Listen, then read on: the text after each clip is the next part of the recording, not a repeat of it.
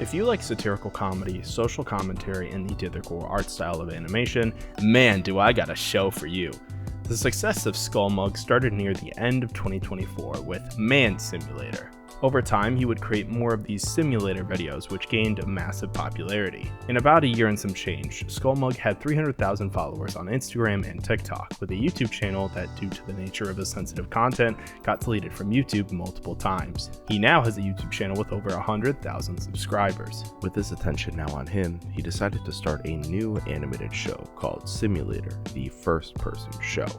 To be brief, the show is really funny. I laughed a few times, and I'm really excited for future episodes. In the description of the pilot episode, it's revealed that Simulator is an anthology, which not only do I love anthologies, but considering Skullmug is known for his bite-sized storytelling with his animations, a first-person anthology series makes perfect sense. Today, you are Frank, and you've got a job to do. Upon further investigation, Skullmug left a comment on this very episode detailing some behind the scenes of the pilot. About 2 months ago, Skullmug had this idea for a show. Every episode is its own contained story, meaning this is Frank's only story.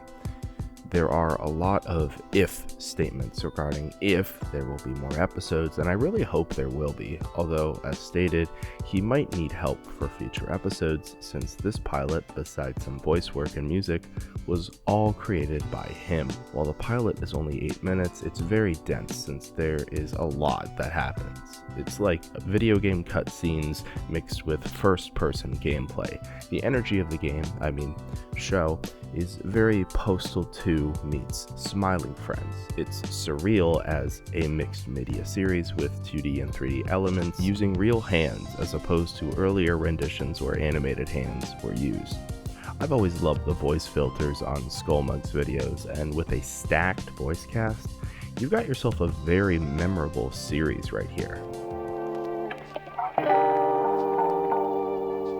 Simulator is a social commentary of a middle-class man who works a dead-end job. After the Skullmug card, we see a super global enterprise logo, a typical main menu screen, and some wingdings. More on that later. Loading into the first cutscene, Frank doesn't want to wake up.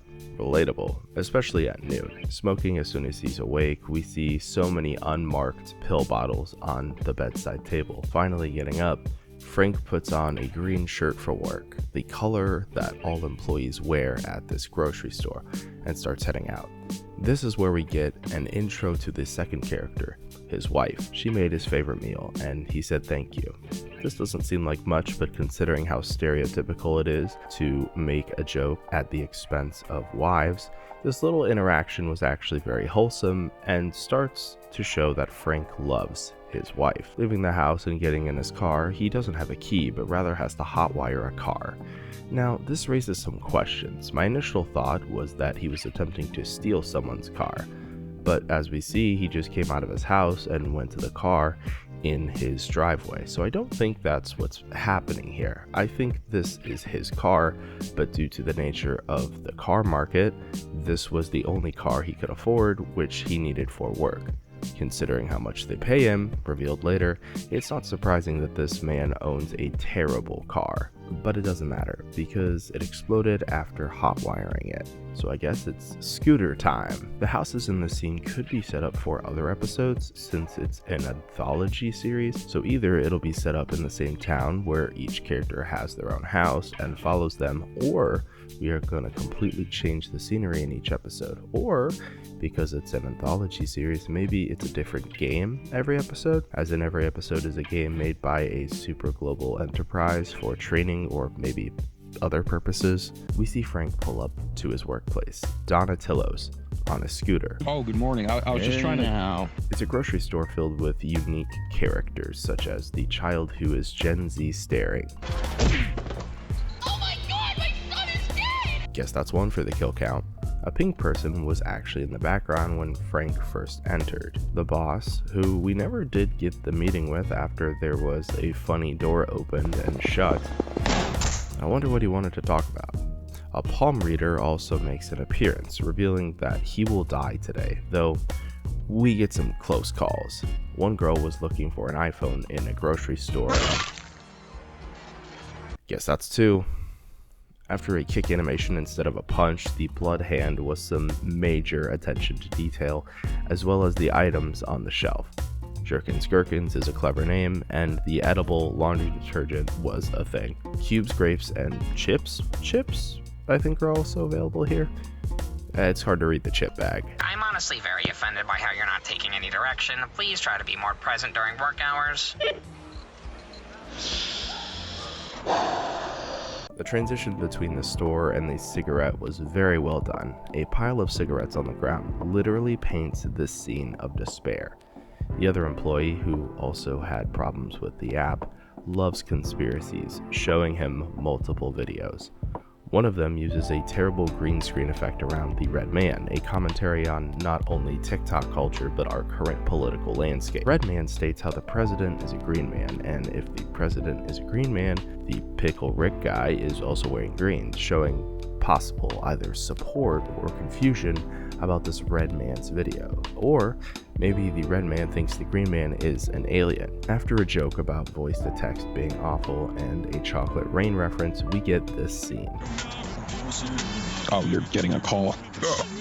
Babe, where are you? Oh, you're pulling up now? Okay, smooches, babe, smooches.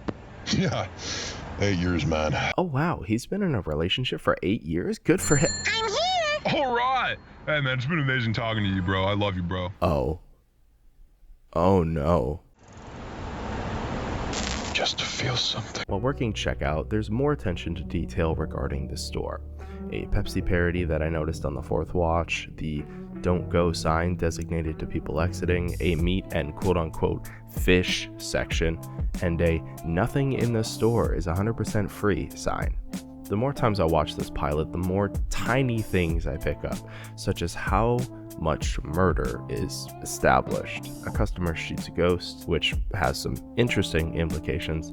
That shopping cart action scene was great, though it added more to the body count, and cleaning up the bodies was funny. Something I didn't catch until my latest viewing was that technically not only did Frank commit the first murder of the show, and that blood slowly connects to a later scene, so if anything, this is karma.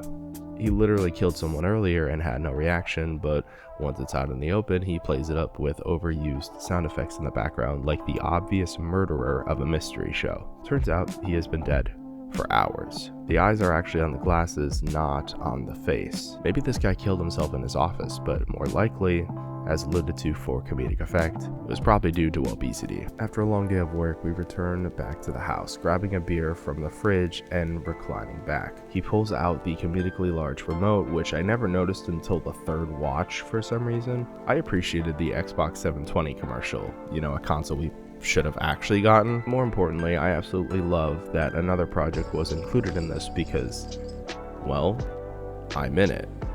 Gas is a comedy short about two rednecks at a gas station, and I voiced one of the characters. Just this little reference made me so happy when I first saw it. His wife returns with a mustard sandwich. At first glance, you would expect him to be ungrateful, but no, he genuinely thanks her as she kisses him goodnight. I love that instead of the typical "I hate my wife" jokes, Frank actually loves his wife.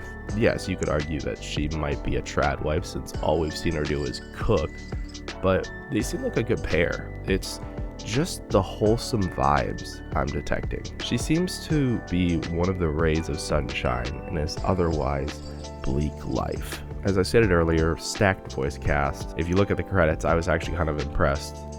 Everybody that was in this show. So written, directed, and animated by Skullmug. Skullmug voiced Frank, the strange coworker, and some of the background characters. Wizard Designs, which you might remember I did a shout out for them years ago, voiced Frank's wife and the EMT lady. Cam the Can, a person who I've interviewed on this very channel, played Mr. Manager. That's Just Scrump, an animator on Instagram, voiced the tiny iPhone lady. Rude Jack Art, a fellow animator and podcast host, read as the psychic palm reader. Vinesauce Vinny, known for gaming, gamed as Redman Reacts. Wigglewood, animator and podcast host, lived as the broke old man. Meat Canyon, animator and podcast host, was a very reasonable customer with a shotgun. And since I'm a huge fan of Creepcast, this cameo was beautiful. Music-wise, you have Donatello's theme song by Desert Sand Feels Warm at Night, and some music from a Reader's Digest CD he found at Goodwill. Sound effects from Pixabay, YouTube, Sound Effects CD, and his brain. Wizard designs for the Donatello's logo, and a food mural. Rujek art for the man on the All Grounds coffee box. Some character modelers include Aburuz and the Fancy Evil. He ends the show with a few disclaimers. All medical information in this cartoon is totally accurate, which feels sarcastic, and no generative AI was used in the making of this cartoon, which was a win. It thanks us for watching it, and I thank him for making it. Wait, I just realized that this first person show's abbreviation is FPS. Why did it take me this long to notice that? Simulator, the first person show, is actually Simulator FPS. Incredible. But wait, what about the wingdings?